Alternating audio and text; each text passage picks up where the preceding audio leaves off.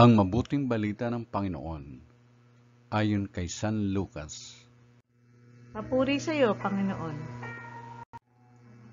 Noong panahong iyon, sumama kay Jesus ang napakaraming tao. Humarap siya sa kanila at kanyang sinabi, "Hindi maaring maging alagad ko ang sinumang umiibig sa kanyang ama at ina, asawa at mga anak, mga kapatid at maging sa sarili niyang buhay ng higit sa akin.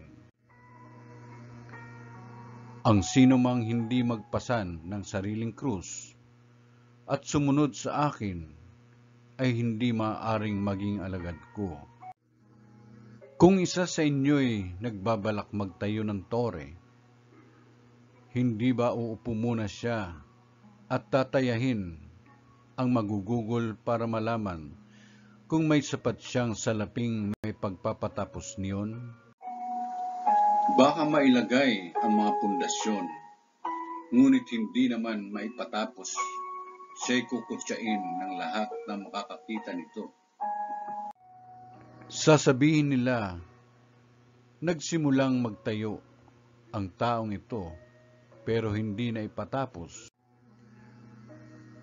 O sinong hari na makikipagdigma sa kapwa-hari ang hindi muna uupo at pag-aaralang mabuti kung ang 10,000 niyang kawal ay may sasagupa sa kalaban na may 20,000 tauhan. At kung hindi niya kaya, malayo pa ang kalaban ay magsusugo na siya ng mga kinatawan upang makipagkasundo. Gayon din naman, hindi maaaring maging alagad ko ang sinuman kung hindi niya tatalikdan ang lahat sa kanyang buhay. Ang mabuting balita ng Panginoon. Pinupuri ka namin, Panginoong Jesucristo.